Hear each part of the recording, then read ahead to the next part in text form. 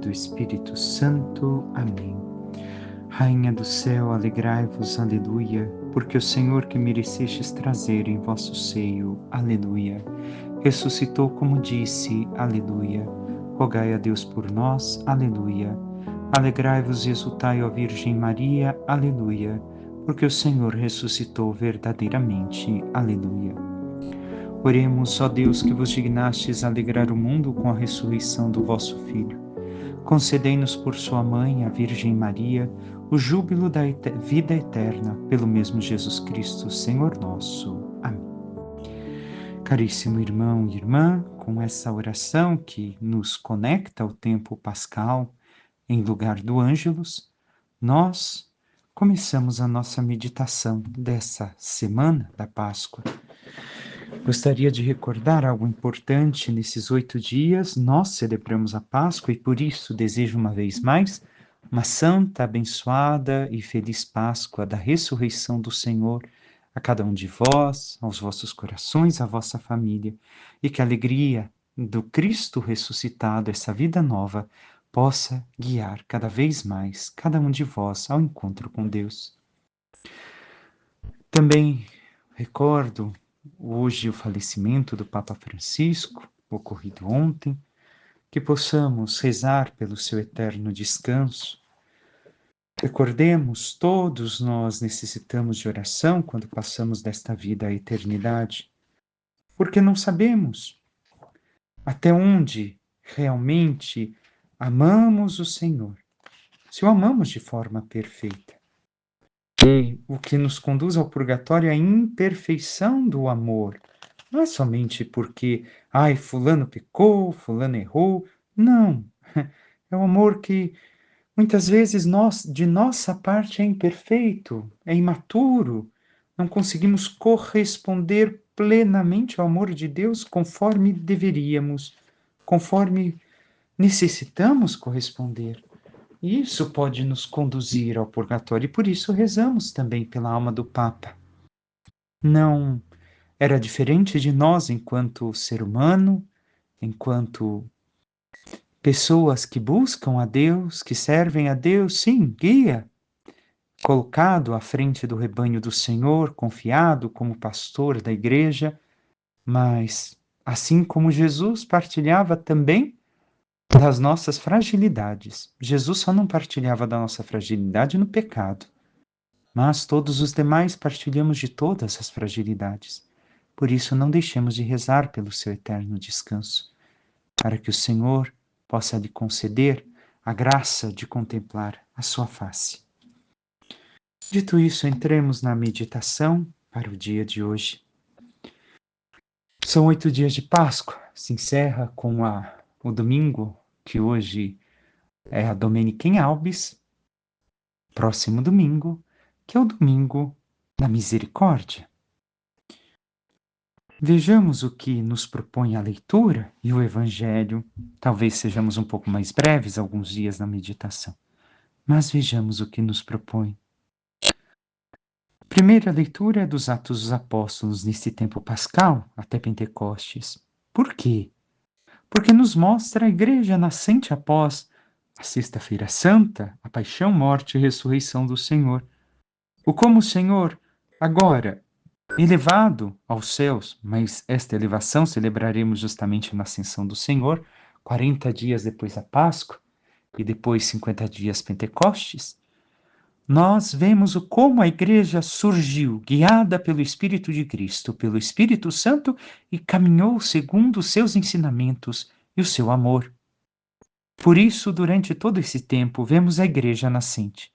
Vemos a ação do ressuscitado no meio dos apóstolos e de todo o povo, para conduzir agora, não mais como Cristo humano, o Filho do homem, mas agora, como vamos meditar mais adiante, na situação de Maria Madalena, hoje no Evangelho, como Filho de Deus, o Filho do Altíssimo. Escutemos, no dia de Pentecostes, Pedro disse aos judeus que todo o povo de Israel reconheça com plena certeza: Deus constituiu Senhor e Cristo a este Jesus que vós crucificastes. Quando ouviram isso, eles ficaram com o coração aflito e perguntaram a Pedro e aos outros apóstolos: Irmãos, o que devemos fazer? Vemos o apóstolo Pedro, agora sem temor algum, porque já aconteceu na leitura o Pentecostes, anunciar Jesus.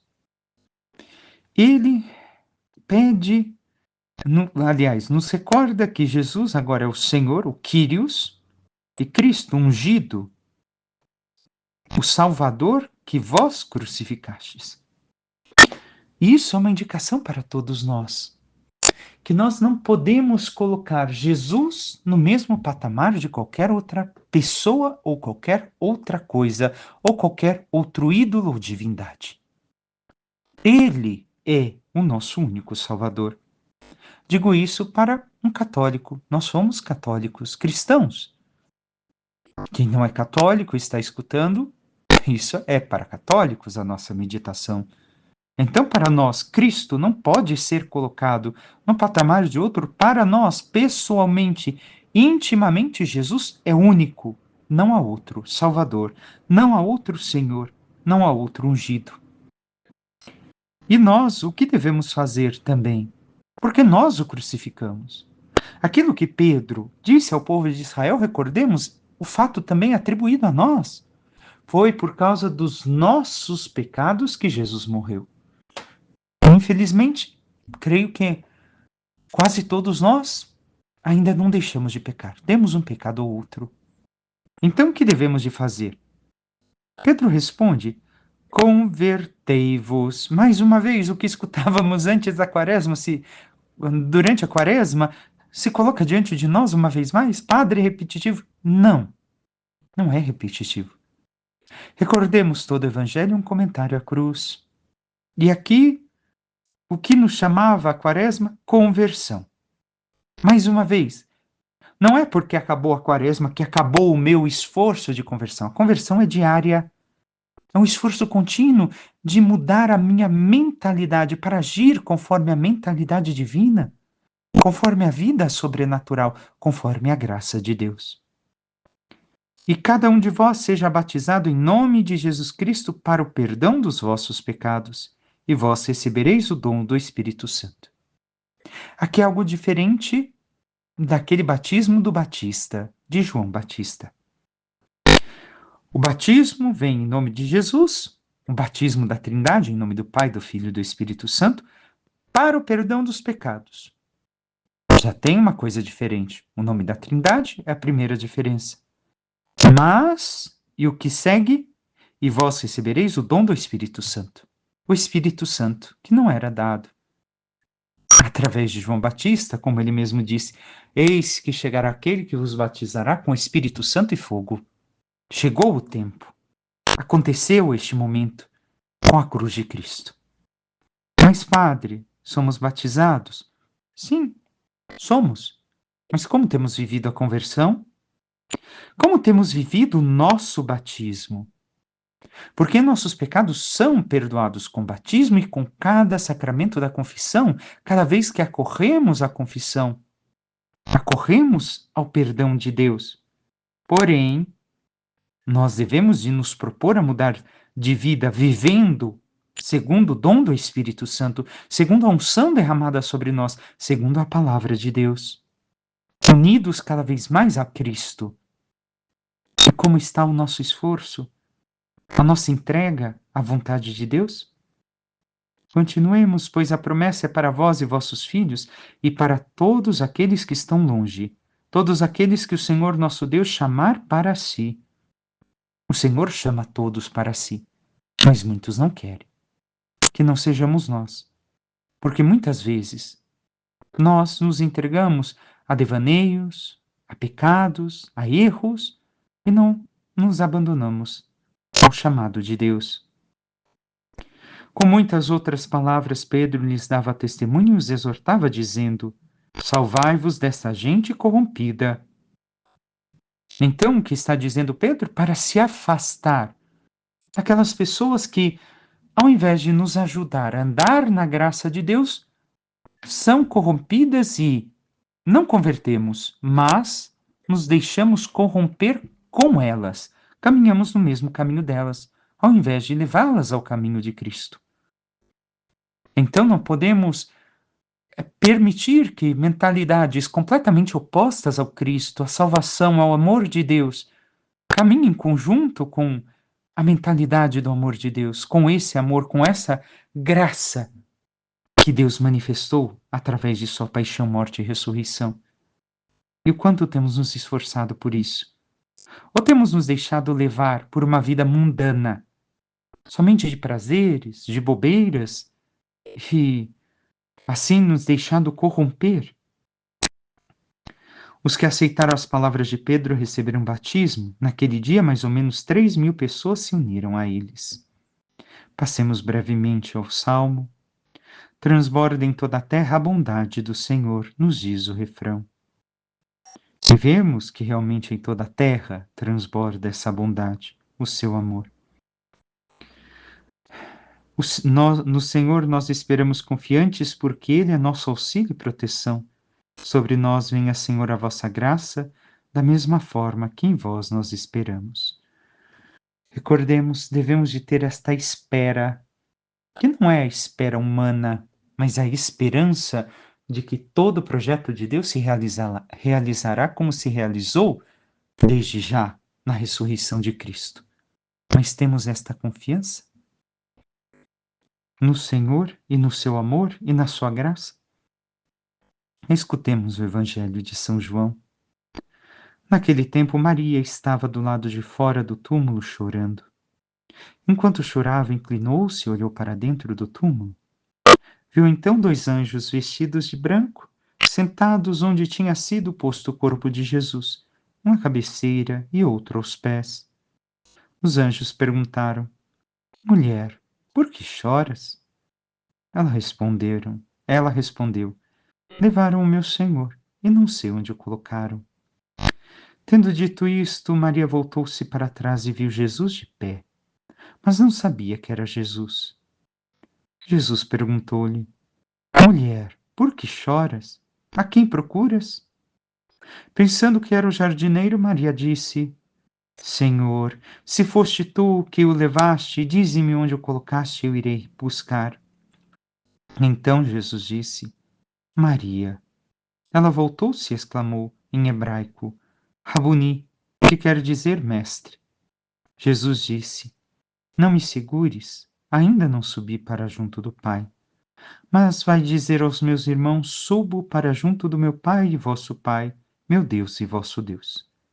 Então Maria Madalena foi anunciar aos discípulos: Eu vi o Senhor, e contou o que Jesus lhe tinha dito. Palavra da salvação, glória a vós, Senhor. Devemos de colocar aqui diversos aspectos da leitura do Evangelho de hoje para a nossa vida. Primeira coisa, vemos que Maria Madalena é o modelo daqueles que buscam a Jesus. Não abandonou Jesus no momento da cruz. Ali estava. Estava presente. E vai estar presente no túmulo ao amanhecer junto com outras 2 mulheres. E também vai continuar diante do túmulo quando, depois que Pedro e João saíram do túmulo, ela ainda não encontrou o corpo do Senhor. Mas, num primeiro momento, o texto nos atribui esta mentalidade, isso que devemos de ter presente diante de nós. Maria Madalena procurava um corpo inanimado.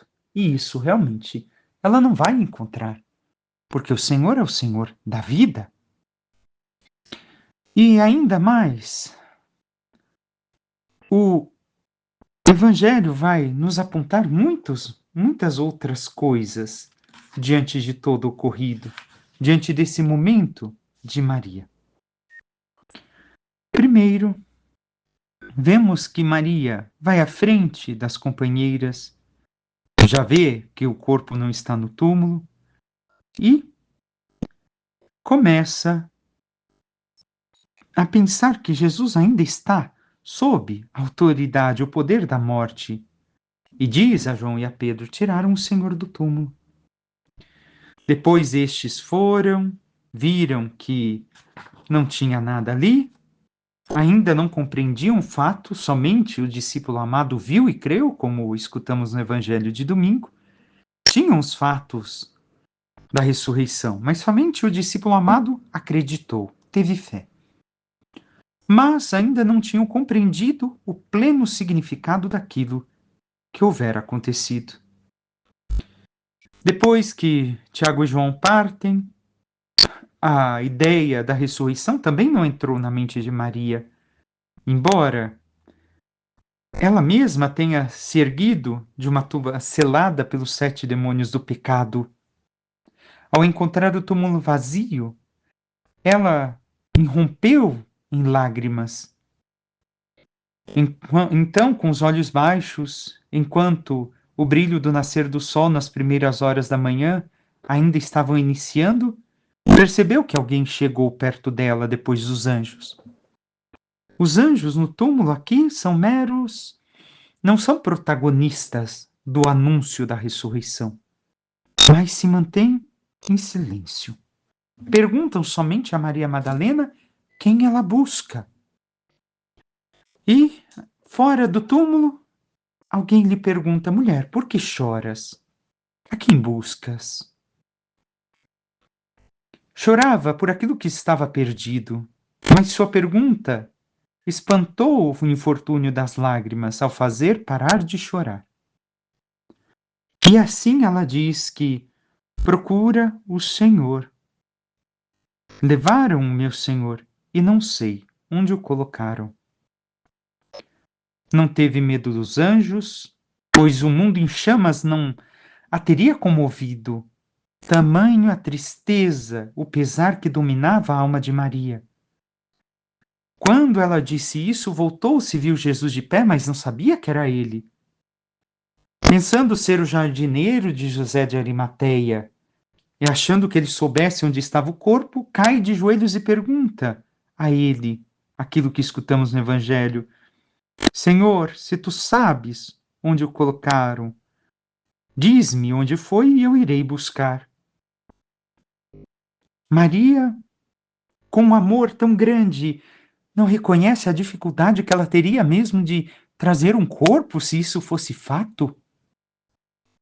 Um corpo é pesado por natureza, para uma mulher mais ainda, e um corpo morto pior ainda.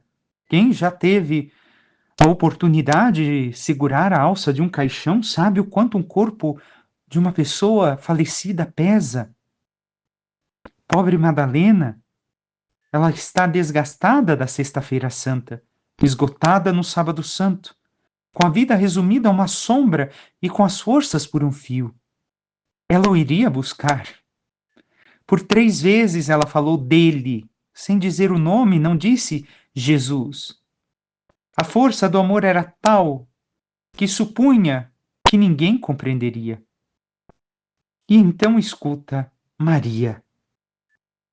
Aqui vemos em Jesus também a imagem do bom pastor, que chama as ovelhas pelo nome, e aqueles que o buscam de verdade o conhecem. Rabuni, que quer dizer mestre. Ela é a ovelha que reconhece o pastor. E então a voz foi tão alarmante quanto o trovão. Agora, para aquele que individualizara todo o pecado, o pesar e as lágrimas do mundo, e marcara cada alma com um amor pessoal, particular e discriminado, ela se voltou e, ao ver as marcas nos seus pés e mãos, pronunciou apenas Rabuni. E Jesus havia pronunciado Maria, e todo o céu estava contido ali. Foi a única palavra que pronunciou, e toda a terra nela estava. Após a meia-noite mental, houve esse deslumbre. Após horas sem esperança, essa esperança. Após a busca, a descoberta. Após a perda, esse encontro, esse achado, Madalena estava preparada apenas para derramar lágrimas reverenciais sobre o túmulo. Não estava preparada para vê-lo caminhar no raiar da aurora.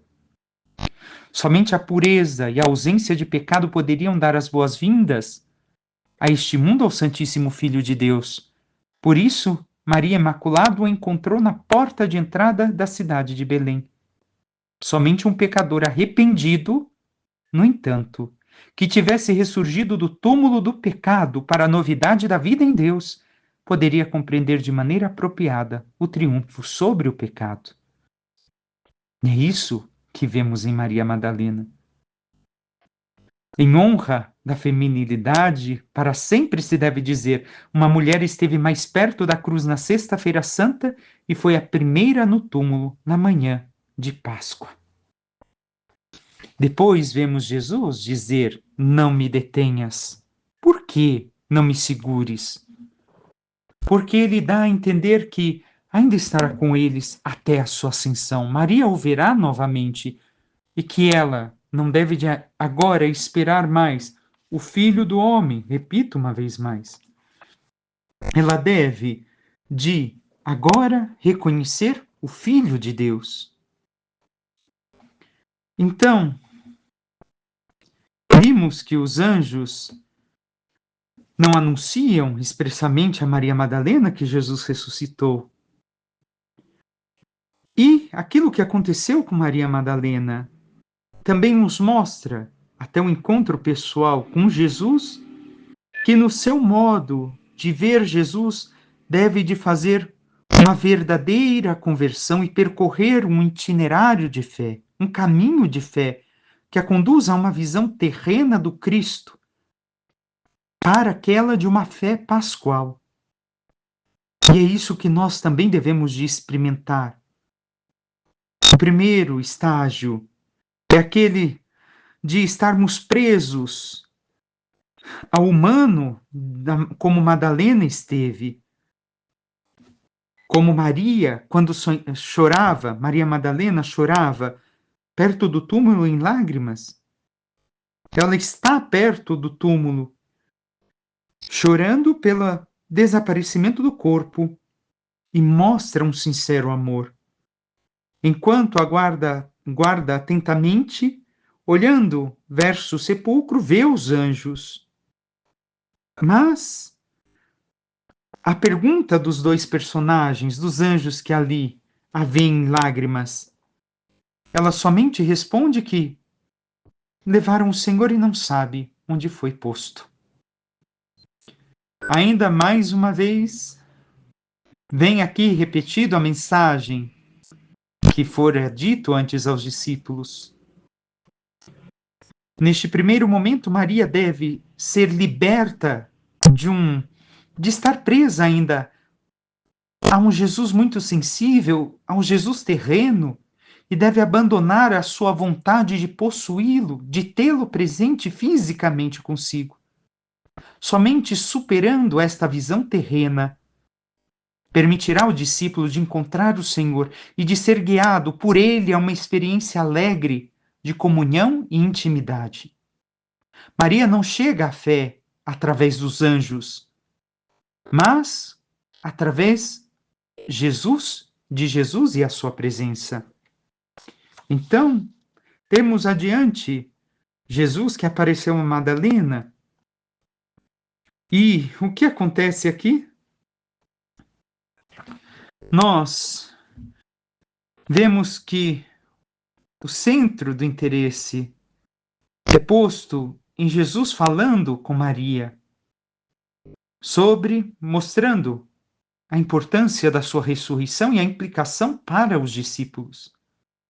Aqui, depois desta disponibilidade da mulher que se volta, que se vira, que se move, ela tem esse movimento que nós devemos de fazer também no caminho espiritual.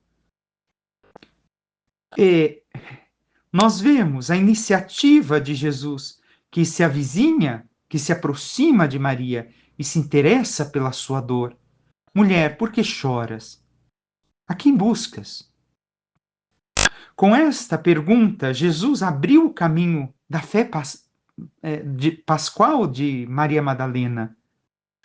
Com este convite, com isso, convidou Maria Madalena a tomar consciência equívoco da sua procura e a purificá-la na sua fé.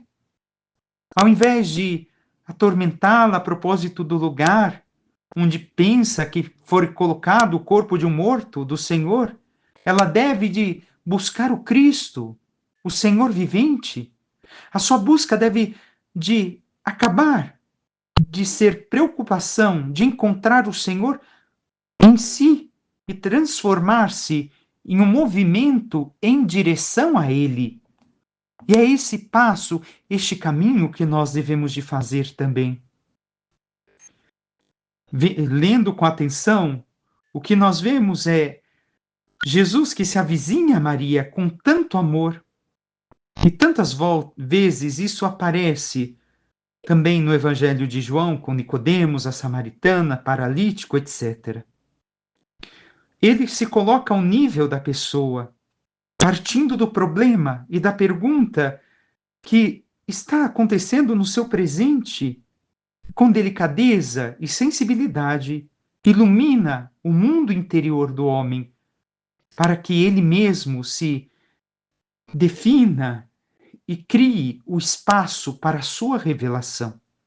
Somente depois de ter criado o ambiente para a sua presença, ele se revela e suscita no íntimo a fé, se fazendo reconhecer. Assim foi com Maria Madalena, e assim será com cada discípulo, incluindo eu e você. Todos, Maria, como cada discípulo, devem responder à pergunta fundamental que Jesus colocou no Evangelho de hoje: a quem buscas? E clarear a si mesmo que coisa está buscando realmente na vida, verificando a autenticidade do próprio caminho de fé atrás de Jesus, seguindo Jesus. É necessário deixar um passado ligado à sensibilidade que impede de reconhecer o Senhor, como no caso de Maria Madalena. E aqui devemos de ter presente que muitas vezes nós queremos este sentimento, essa sensibilidade de que Jesus, eu sinto que Jesus está, não podemos ficar no sentimento, no sentir. Nós devemos de superar o sensível, como Maria Madalena. Ela ao início muda, se vira para o jardineiro, não tendo ainda o olhar limpo da fé. Perguntou aonde colocou, mas a fé vai progredindo e conduzindo pouco a pouco o discípulo a dar a esta pergunta uma resposta muito diferente.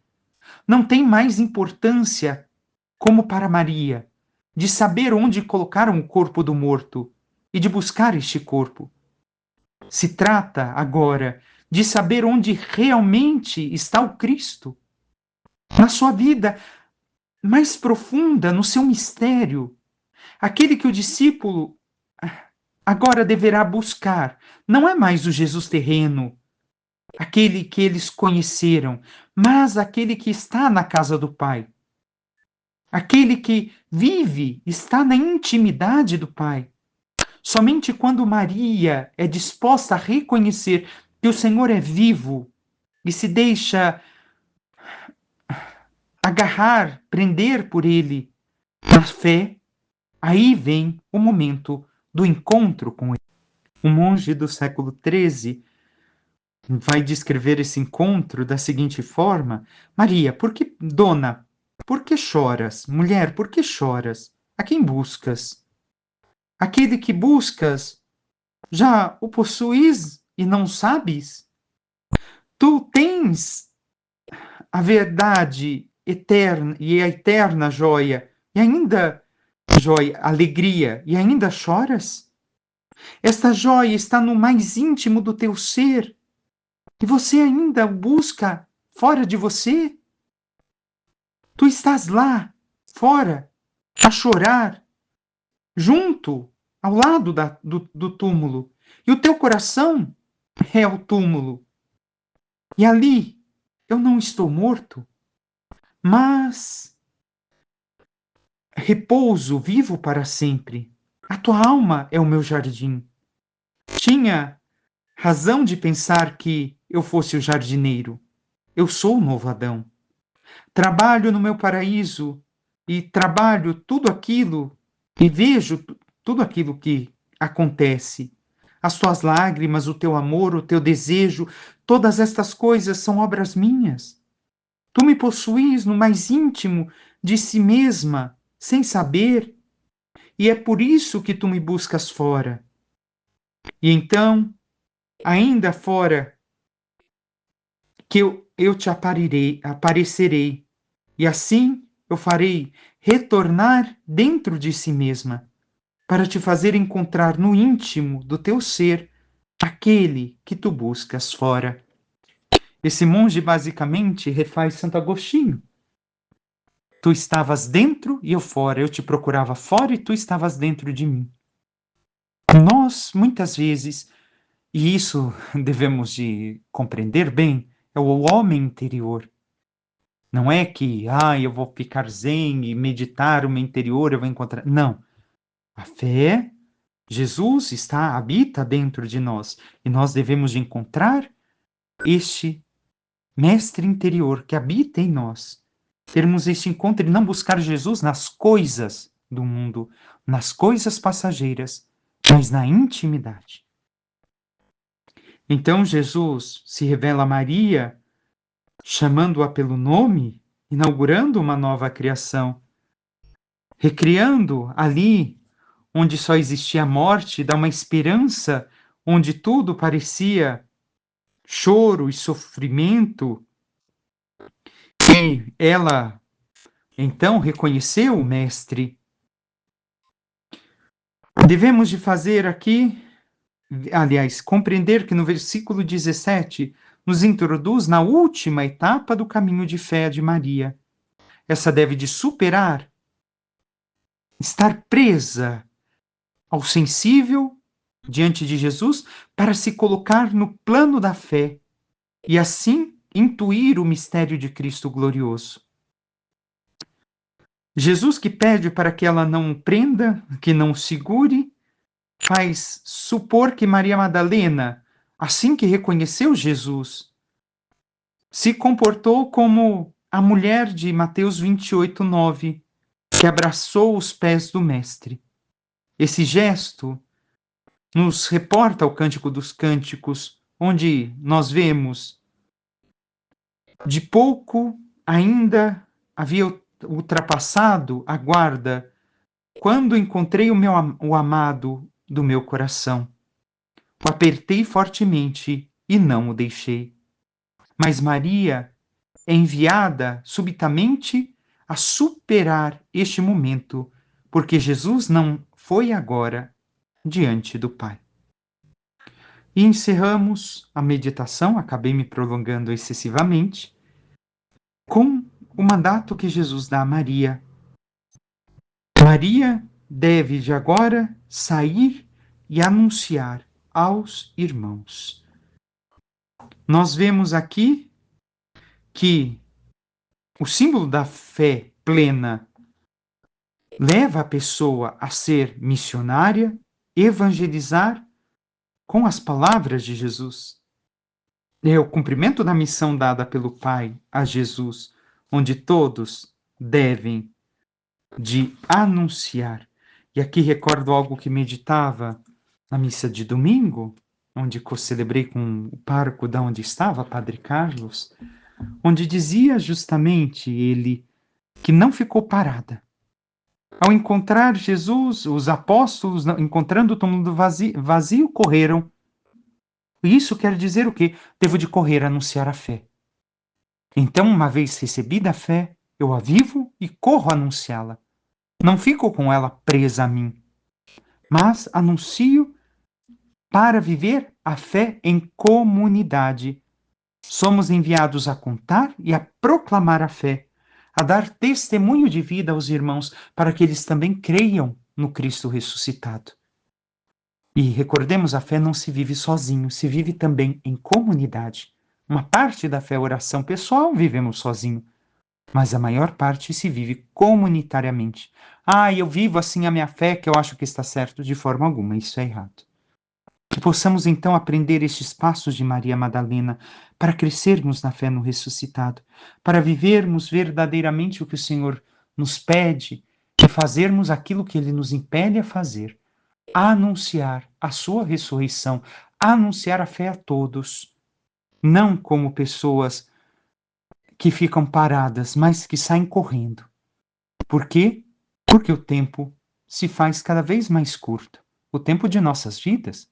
Não é que o mundo vai acabar, mas nossas vidas cada vez se fazem mais curtas e corremos a anunciar o mistério de Cristo e de Cristo morto e ressuscitado para a nossa salvação.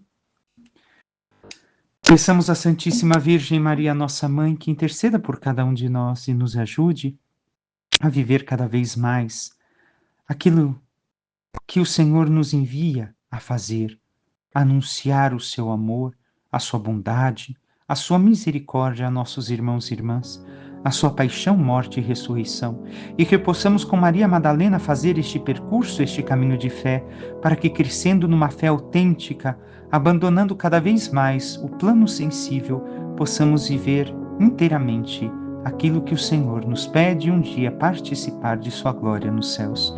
Louvado seja nosso Senhor Jesus Cristo, para que sempre seja louvado. Por intercessão da Santíssima Virgem Maria, de todos os santos e anjos de Deus, desça sobre vós, vossas famílias e tudo aquilo que vos pertence, a bênção do Deus Todo-Poderoso, Pai, Filho e Espírito Santo. Amém. Um santo e abençoado dia a todos.